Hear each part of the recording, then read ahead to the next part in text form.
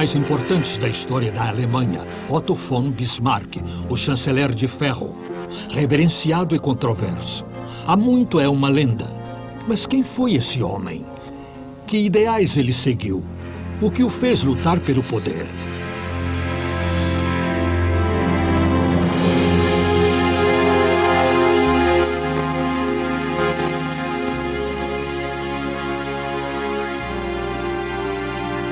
Bismarck, chanceler e demônio.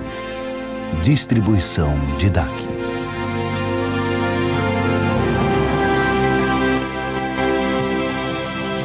Göttingen, 1832. Mesmo tarde da noite, a vida de estudante ainda é agitada nessa cidade universitária.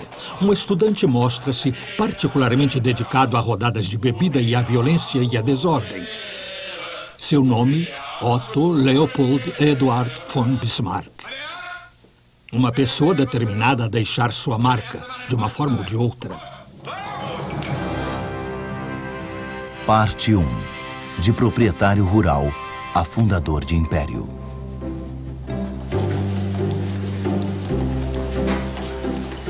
Em Göttingen, ponto de partida das carreiras de grandes estadistas e eruditos, a chegada desse estudante de 17 anos, vindo do leste da Pomerânia, é vista como uma provocação. Com indiferença assumida, Otto von Bismarck, com passos largos e seu casaco extravagante, leva seu cachorro para passear, deixando pouco tempo para os estudos.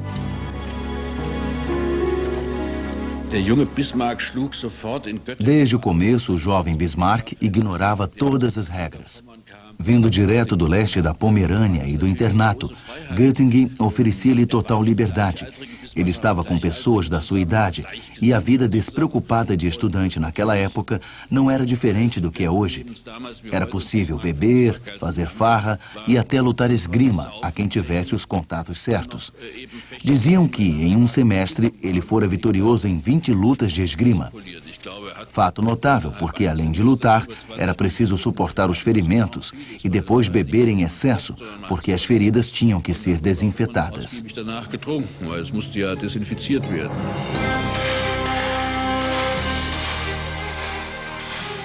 Otto von Bismarck era invencível na esgrima. Ao duelar, mostrava coragem, alto risco e determinação de ferro. Em 3 semestres, só perdeu uma vez para seus oponentes. Ganhou respeito com isso. Como esgrimista no corpo estudantil arquiconservador de Hannover, Bismarck parecia constantemente fora do seu meio.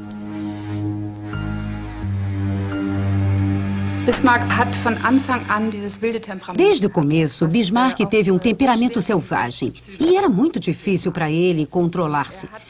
Ele tinha 2 lados, um intelecto claro e uma precisão tremenda.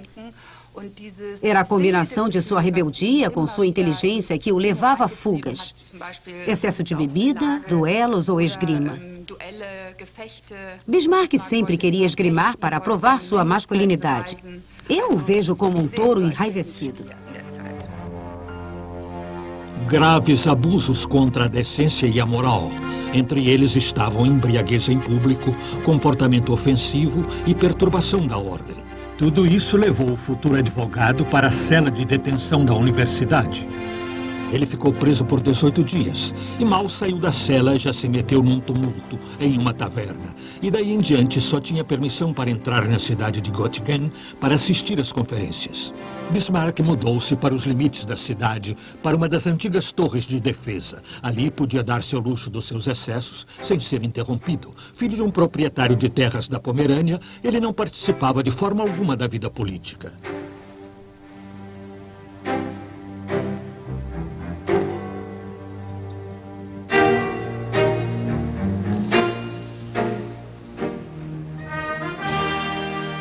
Em 1834, 20.000 manifestantes, agitando bandeiras negras, vermelhas e douradas, protestavam no Hambacher Fest pela liberdade, direitos civis e por um Estado unificado da Alemanha.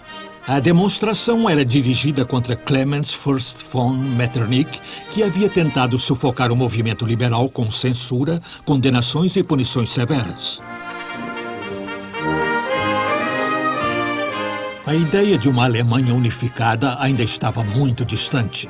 A Confederação Alemã, à qual pertenciam 40 estados alemães soberanos, era governada pela Áustria.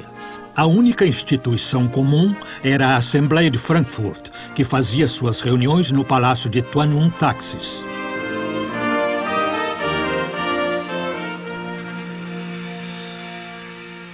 Bismarck não se deixava influenciar pelos propósitos e interesses de seus colegas que protestavam. Ele achava totalmente repugnantes os movimentos estudantis democráticos com seus sonhos de unificação de uma Alemanha livre.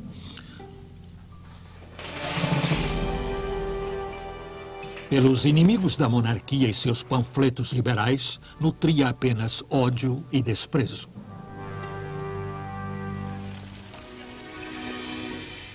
Depois de mudar de universidade e passar nas provas em Berlim, seu caminho levou a Aachen.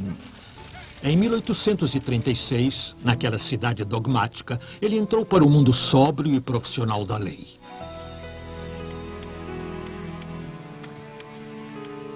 Como funcionário contratado na administração provinciana, este doidivanas com gosto pela vida foi obrigado a passar o tempo inspecionando arquivos. Rapidamente ficou entediado com o trabalho monótono de escritório em Aachen. Agora, o presunçoso Bismarck alimentava ideias de uma carreira diplomática. Mas seu pedido foi recusado. Amargamente decepcionado, lançou-se a aventuras dispendiosas. Bismarck adorava se divertir, e a sofisticação do balneário, cujas águas atraíam hóspedes famosos de toda a Europa, tentou o jovem Bismarck a dar cada vez mais escapadas. Aqui ele conheceu os principais círculos da sociedade aristocrata e se apaixonou.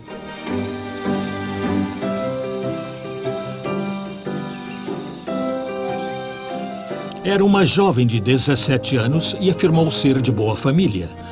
Isabella Lorraine Smith. A incorporação de uma beleza inglesa que leva meu sangue quente ao ponto de fervura, entusiasmou-se Bismarck e convidou seus amigos precipitadamente para irem a Leicestershire para o casamento. Bismarck tentou ter vários casos e quis se casar cedo, mas isso não aconteceu. Ele cortejou duas inglesas. Uma era uma trapaceira que alegava ser duquesa de Kent ou algo assim, mas na verdade era filha de uma mulher de origem comum. E a outra era filha de um clérigo renomado da igreja anglicana, que frequentava círculos como os do balneário. Tudo isso o fascinava e era um mundo que ele não conhecia. As mulheres eram lindas, bem melhores do que as moças do campo que ele tinha conhecido na Pomerânia. Seus casos e sua libertinagem o levaram à primeira grande crise de sua vida.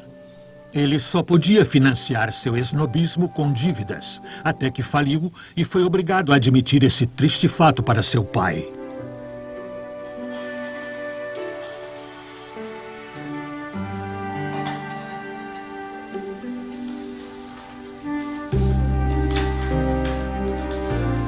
Bismarck chegou a ponto de pensar em suicídio e, como confidenciou a um amigo, comprou um laço de seda amarela. Mas depois de curta reflexão, sua natureza de jogador venceu.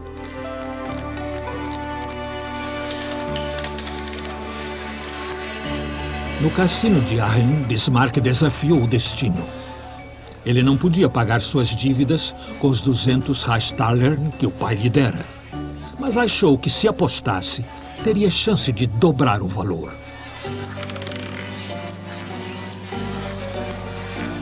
Na roleta, Bismarck revelou ser um jogador que arriscava tudo e venceu.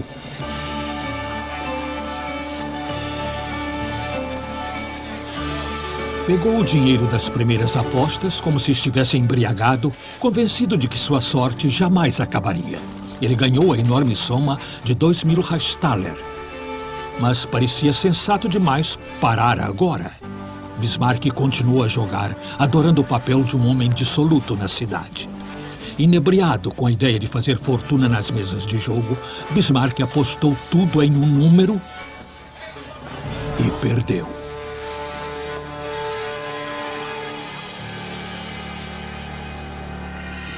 Suas dívidas agora totalizavam 1.700 Reichstaler.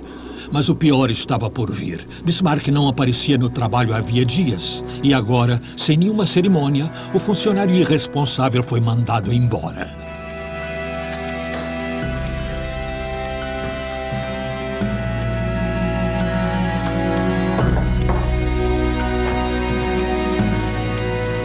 Mais tarde, Bismarck pôde continuar com seus artigos em Potsdam, mas depois de apenas 5 meses, perdeu o interesse pelo trabalho monótono e pediu demissão. E assim, sua carreira de civil chegou ao fim.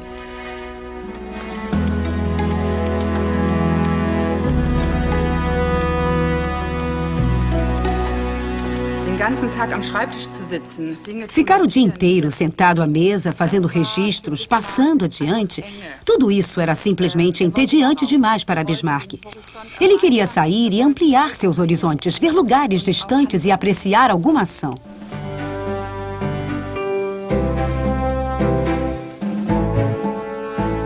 Depois do serviço militar, Bismarck decidiu-se por uma vida em terra. Quando seu pai morreu, ele assumiu as terras da família na Pomerânia e em Elba.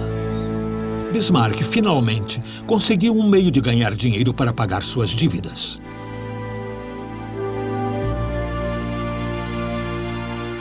Parecia-me tão respeitável cultivar milho quanto escrever requisições administrativas. Foi como ele explicou sua transformação em proprietário rural local. Bismarck não se saiu tão mal como administrador de fazenda. Ele fazia as propriedades darem lucro e, com um trabalho duro e diligência, começou a reduzir seus débitos e acabou por pagá-los. 3 anos depois, Bismarck enfrentou mais uma crise em sua vida. Mais uma vez, ele achou seu mundo uma prisão. Solteiro, muito só, 29 anos, toco meu negócio sem satisfação, escreveu o proprietário rural entediado a um amigo.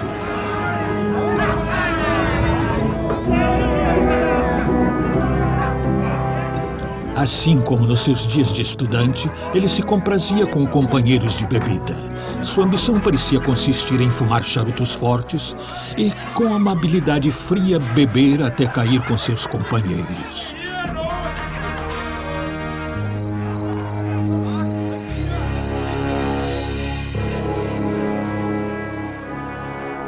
Deus sabe que eu não conseguia ficar mais bêbado, declarou-se criticando.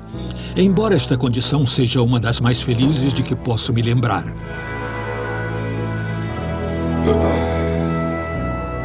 Assim eu vegeto, igual a um relógio, sem nenhum desejo especial nem medo. Cerveja! Cerveja!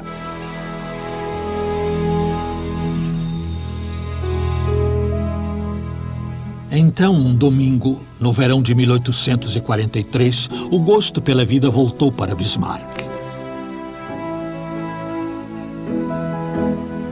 Ele conheceu Marie von Taven, noiva de um vizinho amistoso. Bismarck ficou encantado com seu charme, no qual dedicação e sensualidade se combinavam. Mas essa mulher que tanto fascinara já estava prometida a Moritz von Blankenburg. Bismarck apaixonou-se perdidamente por essa luterana pietista, devota, e ela retribuiu seus sentimentos. Ele, conhecido pela rebeldia e arrogância, adorava-a acima de tudo. O relacionamento deles permaneceu platônico. Cortar relações com a pessoa para quem ela tinha sido prometida era impensável para a temente a Deus, Marie von Taven. Esse forte relacionamento durou 3 anos, até Marie ser arrancada de sua vida. Ela morreu de meningite com 24 anos. A morte da moça que ele amava tão profundamente foi uma grande perda para Otto von Bismarck. Uma indicação do relacionamento intensamente próximo dos dois foi mostrada no desejo de Marie, pouco antes de morrer, de que ele se casasse com sua melhor amiga, uma jovem igualmente devota.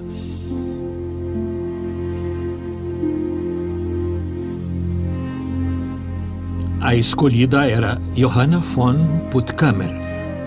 E Bismarck começou a cortejar essa moça de boa família. E embora ele tivesse a pior das reputações, se aventurou a pedir a mão dela ao pai.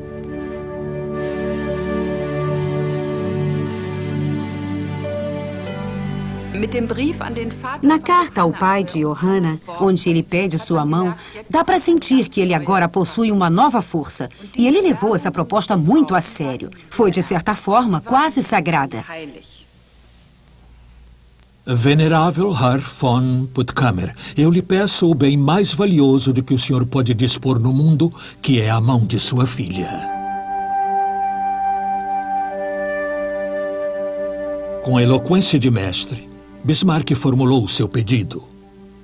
Uma amostra dos talentos diplomáticos com os quais mais tarde ele direcionaria a política europeia. Bismarck conseguiu seu intento. Ele se casou com Johanna e mudou-se com ela para a propriedade em Schönrausen an der Elbe.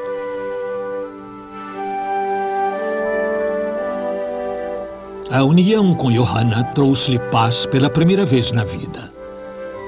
Caracterizada por um senso de dever protestante, ela era uma esposa abnegada e logo em seguida a mãe carinhosa e dedicada de 3 filhos. O complemento perfeito para Bismarck, que também no casamento insistia em dar o tom.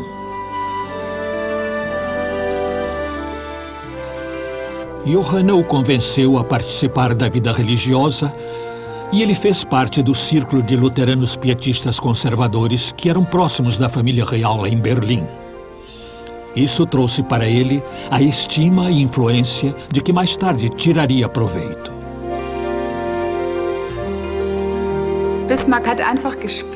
Bismarck sentiu que Johanna era o tipo de mulher que ficaria perto dele, que combinava com seu temperamento e tinha a clareza e força de que ele precisava para ser grande. Uma mulher que era como um muro para ele se encostar e como um chão para sustentá-lo. Ela também era uma alma gêmea e o entendia perfeitamente. Sie war auch eine Art Seelenschwester. Sie hat ihn komplett verstanden. Em 1847, Bismarck foi chamado para o novo parlamento prussiano em Berlim.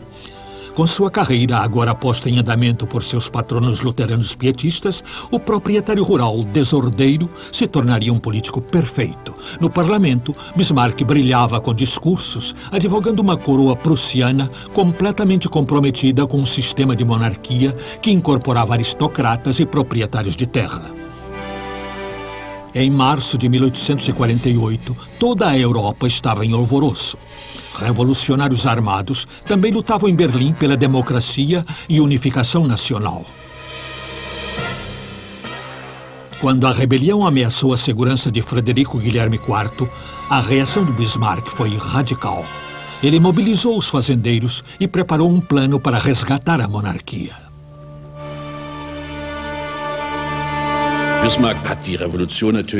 Mais do que ninguém, Bismarck rejeitava a revolução. Foi a Berlim querendo de qualquer maneira falar com o rei, que há algum tempo dava sinais de abrir concessões aos revolucionários. Bismarck se ofereceu para armar seus fazendeiros e levá-los a Berlim para derrubar os rebeldes, que eram todos temerários. Bismarck tinha assumido o papel de um total reacionário. Ele era o prussiano arquétipico, leal a seu rei, leal ao governo e contra todos os objetivos de uma constituição de frente liberal. O espírito de liberdade e democracia agora penetrava todas as instituições. Governos liberais se formavam. Na Paulskirche, em Frankfurt, reuniu-se a primeira Assembleia Nacional para a criação de uma Constituição. Então, o exército começou a fazer planos para dar um fim violento à Revolução. O sonho de um Estado Nacional alemão unificado acabou. Um triunfo para Bismarck.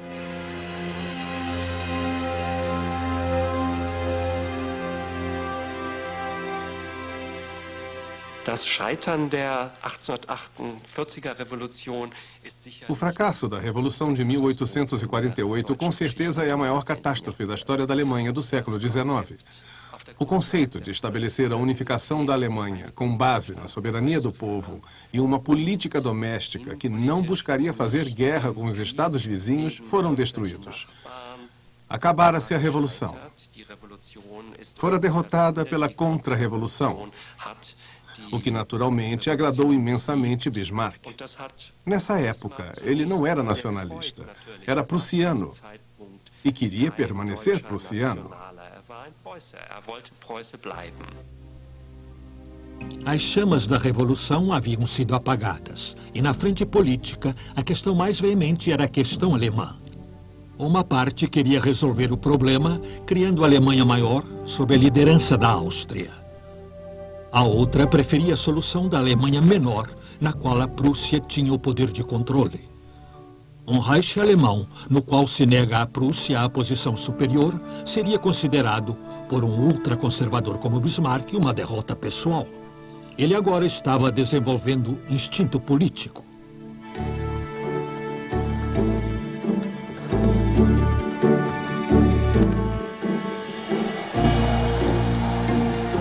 Em 1851, Bismarck teve a chance pela qual esperara em vão como funcionário contratado. Embora não tivesse treinamento diplomático, foi nomeado para se unir à representação prussiana na Confederação Alemã, em Frankfurt. Lá, ele habilmente avançou, mais uma vez, com a ajuda de seus defensores protestantes. Finalmente, entrava na grande arena da política e estava pronto e disponível para lidar com qualquer questão que afetasse o futuro da Alemanha. Bismarck estava firmemente convencido de que Deus o tinha escolhido como instrumento. "Sou um soldado de Deus", ele escreveu à esposa, "e acredito que ele moldou minha vida para suas necessidades." No começo da sua nova carreira, Bismarck não tinha a menor consideração pela hierarquia nem pelas regras escritas. Os diplomatas da velha guarda o olhavam com ceticismo. Porém, Bismarck sabia como obter respeito. O privilégio de fumar um charuto durante as conferências era apreciado somente pelos representantes austríacos. Bismarck assumiu diretamente o mesmo privilégio para si mesmo, uma provocação que fazia parte de seu jogo pelo poder. Bismarck era o tipo de jogador que, confiando em Deus, acreditava que sabia o momento exato de atacar. Bismarck wurde von seinen Gegnern mächtig unterschätzt. Die dachten, da kommt jetzt... Bismarck era muito subestimado por seus oponentes. Eles supunham que fora um caipira da Pomerânia que tinha vindo a Frankfurt. Ele não era nada disso. Era bem educado, culto, viajado e tinha se instruído ainda mais. Nos corredores da diplomacia europeia, tinha adquirido força, experiência e construído uma rede de contatos com líderes políticos europeus proeminentes. Tudo isso foi importante para o seu futuro trabalho como primeiro-ministro da Prússia. Em Frankfurt, Bismarck brincava com suas ideias de tornar a Prússia maior e mais poderosa. Mais tarde, diriam que ele já planejava a unificação da Alemanha.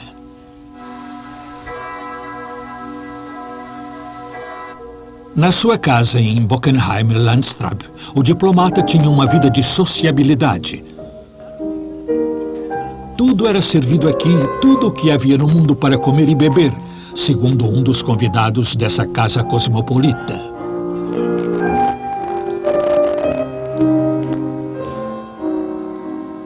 Era um idílio familiar.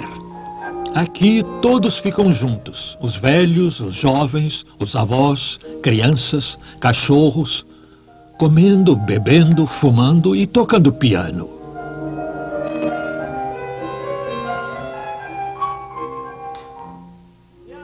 Os horizontes se abriram para esse político ambicioso por meio de seus inúmeros contatos. Era apenas para personalidades das artes e da cultura que ele parecia não ter nada a dizer. Bismarck tinha uma queda pela nova arte da fotografia. Ele não sentia prazer com quase nenhuma pintura. Seu interesse era um meio de dar expressão à sua própria natureza sonhadora, sentimental. Com esta tecnologia, ele podia estar no controle, encenando um autorretrato que estivesse de acordo com suas ideias. Ele acreditava que a câmera revelava seu verdadeiro ser. Com a ajuda da fotografia, Bismarck agora trabalhava com um foco mais apurado sobre sua imagem pública.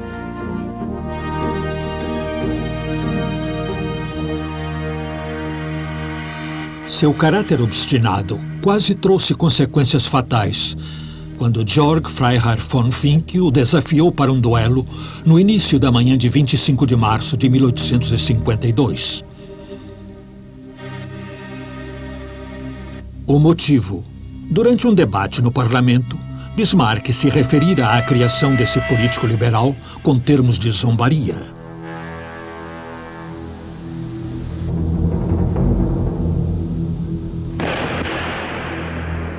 Os dois atiraram.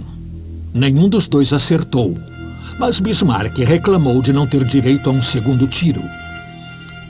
Para quem tem natureza de jogador, um empate é repulsivo.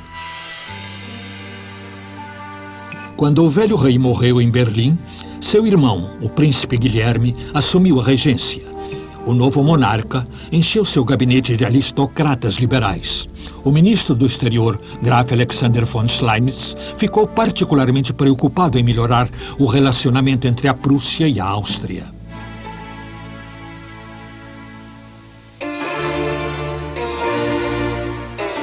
Bismarck, com sua postura radical anti-austríaca, era tido como deslocado em Frankfurt e foi transferido para a Rússia.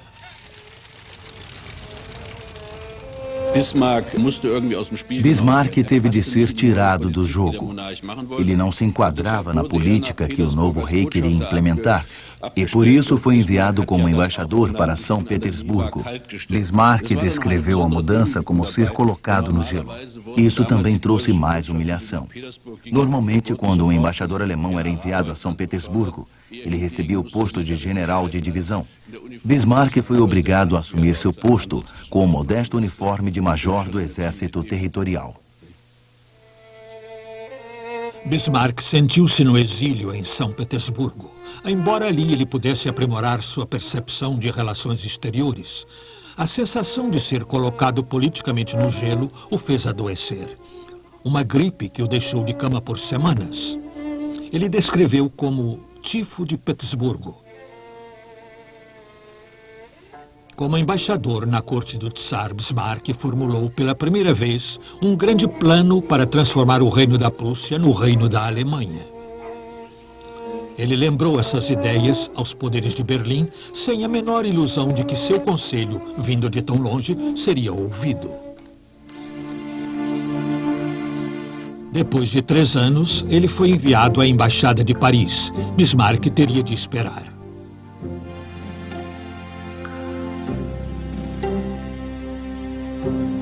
Em Paris, com seu aliado mais próximo, Albert von Rohm, o ministro da Guerra prussiano, começou a articular sua ascensão política. Em longas conversas com Napoleão III, Bismarck viu de perto como era o pensamento político e a psique do governante francês. Biarritz, agosto de 1862. Em férias, Bismarck conheceu Katerina Orlova, de 2 anos de idade, esposa do embaixador russo.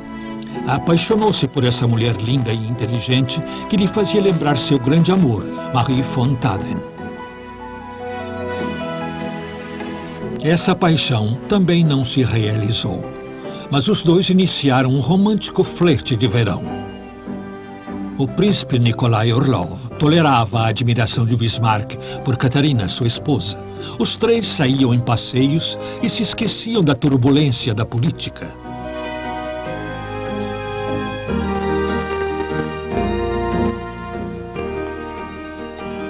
Ela é uma mulher por quem você pode se apaixonar, se a conhecer, escreveu Bismarck para sua esposa, revelando um grande entusiasmo, sem o menor sinal de conflito moral. Fico imensamente feliz, respondeu Johanna, que meu amado marido tenha encontrado essa mulher fascinante, sem a companhia da qual ele jamais teria desfrutado de tanta paz em um lugar.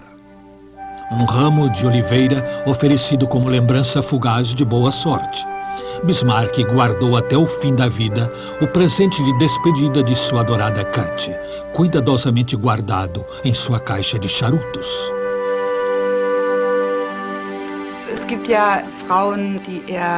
Havia mulheres que ele adorava. Isso era claro. E claro também para o público em geral. E por certo tempo, ele ficaria bem apaixonado. Johanna suportava isso, sabendo que devia ser indulgente com ele, porque se fosse muito rígida, ela o perderia. Em 1862, o rei enfrentou um desastre. Ele queria reequipar seu exército, mas o parlamento lhe negou a verba necessária.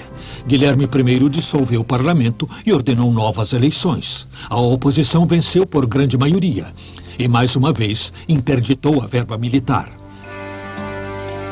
Esgotado e confuso, o rei se recolheu em Schloss Babelsberg e escreveu sua abdicação. Ao mesmo tempo, Rom, o ministro da guerra, enviou um telegrama. Periculo in mora. Dépêchez-vous. Perigo na demora. Apresse-se. O destinatário era seu amigo e aliado Otto von Bismarck.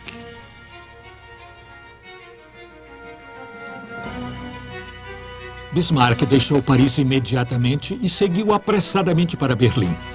Ele sabia que essa era a chance que esperava.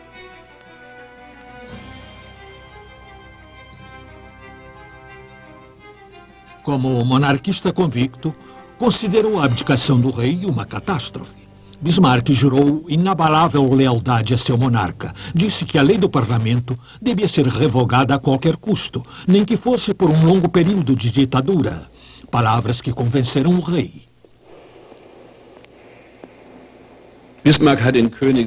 Bismarck convenceu o rei a permanecer no governo e disse que ele logo acalmaria a crise.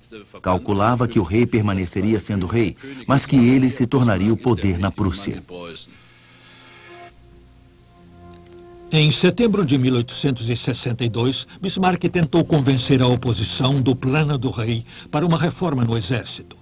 Com uma oratória avassaladora, ele deixou bem clara a sua linha de ataque política. Não serão discursos, disse ele, nem resoluções da maioria que moldarão os momentos decisivos deste período. Cavalheiros, esse foi o grande erro de 1848 e 49, mas ferro e sangue. Os membros do parlamento ficaram sem fala. Um demônio despertou em Bismarck, evocando a guerra como meio de política intransigente. Alguns dias depois, esse proprietário rural de Altmark seria nomeado primeiro-ministro da Prússia, um arquiconservador sem escrúpulos. Nada o deteria, nem mesmo uma violação da Constituição. Assim que entrou no gabinete, Bismarck dissolveu a Assembleia e continuou no governo sem o parlamento e sem orçamento.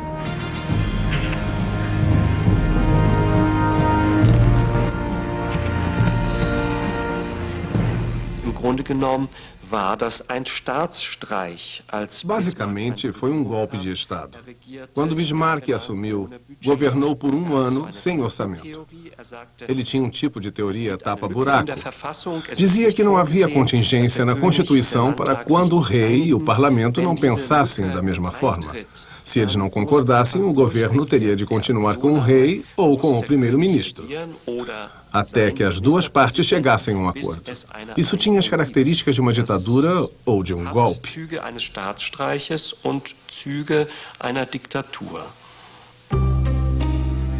Começou um período de repressão política na Prússia. Quase 1000 servidores civis que criticavam o governo foram punidos ou dispensados. Os opositores políticos foram expulsos. Bismarck governou como primeiro-ministro por 2 anos antes de levar o rei à sua primeira guerra. O foco da atenção política era agora o norte. O desejo da Dinamarca de separar o ducado de Schleswig do de Holstein foi uma fonte de conflito com a Confederação Alemã. Mas Bismarck tinha sentido nesse conflito a possibilidade de anexar os dois estados à Prússia. A estratégia de Bismarck era atrair a Áustria para o lado da Prússia. Em 1º de fevereiro de 1864, suas tropas marcharam em conjunto para a Dinamarca. Travou-se uma batalha curta, mas difícil, com sérias perdas para os dois lados. O bem equipado exército alemão era bem superior ao da Dinamarca. 9 meses depois, o rei da Dinamarca foi obrigado a aceitar os termos de paz de Bismarck. Das Ergebnis war, dass Schleswig und Holstein... O resultado foi que os dinamarqueses de Schleswig e Holstein finalmente foram separados da Dinamarca para serem administrados coletivamente pela Prússia e pela Áustria. Isso rapidamente causou tensão entre eles e os levou a discordar sobre como os estados deviam ser administrados, o que os conduziu à próxima guerra. A discórdia aumentou e Prússia e Áustria se encontraram em uma guerra fraterna. Em 3 semanas, o exército prussiano obteve uma vitória decisiva. 400.000 soldados lutaram no campo de batalha de Königgrätz e a Áustria perdeu 44.000 homens. Guilherme I tinha triunfado e quis marchar em Viena para humilhar o Kaiser Franz Joseph e arrancar dele a Boêmia. Mas Bismarck se armou contra o rei e os militares. O homem que nos seus discursos havia conjurado ferro e sangue agora estava diante de uma prova crucial.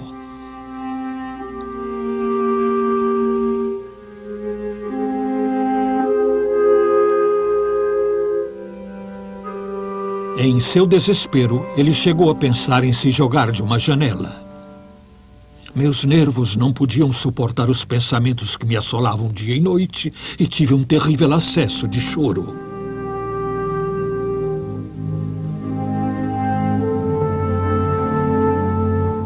O príncipe da coroa acalmou Bismarck e ficou a seu lado. Os dois temiam que a supremacia da Prússia forçasse a França a uma intervenção, o que transformaria sua vitória militar em desastre político. Juntos, eles conseguiram convencer o rei a fazer um acordo de paz.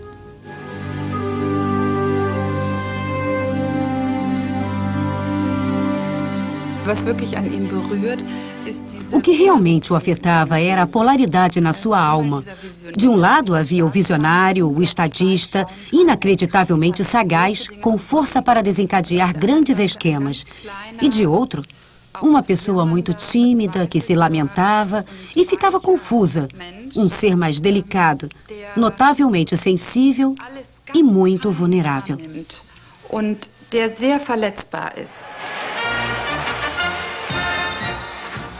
A vitória de Königgrätz tornou-se o triunfo de Bismarck.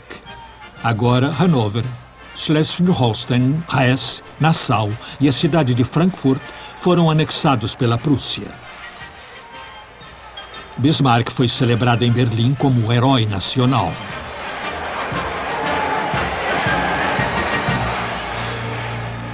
A Confederação Alemã se desfez e a Áustria foi obrigada a desligar-se da Alemanha. Bismarck tinha alcançado seu objetivo. Todos os estados ao norte do rio Meno foram reunidos na Confederação da Alemanha do Norte. E Bismarck era o chanceler. Agora, Bismarck tinha de trazer o sul católico para seu lado se quisesse criar um Estado alemão nacional. Esse ganho de poder atraiu a França para o plano. Astutamente, Bismarck provocou Napoleão III, exagerando a situação, a sucessão na Espanha, transformando isso em uma crise internacional. 13 de julho de 1870. Em Bad Ems, o embaixador francês tentou pressionar o rei da Prússia a abandonar para sempre as reivindicações da Casa de Hohenzollern à coroa da Espanha. Por trás dessa jogada estava o temor da França de ser dominada pelos Hohenzollern. Guilherme I se negou. Um relatório desse encontro foi entregue na mesma noite a Bismarck. Ele encurtou e alterou a mensagem e enviou sua versão chamada Emeser Depesche, telegrama de Ems para a imprensa. Agora, a reação do rei parecia bem mais forte e severa do que na verdade tinha sido. A mensagem, segundo Bismarck, teria o efeito de um pano vermelho para o touro. Seus cálculos deram frutos e o imperador francês Napoleão III declarou guerra à Prússia. Como Bismarck planejara, a França tinha se tornado o agressor.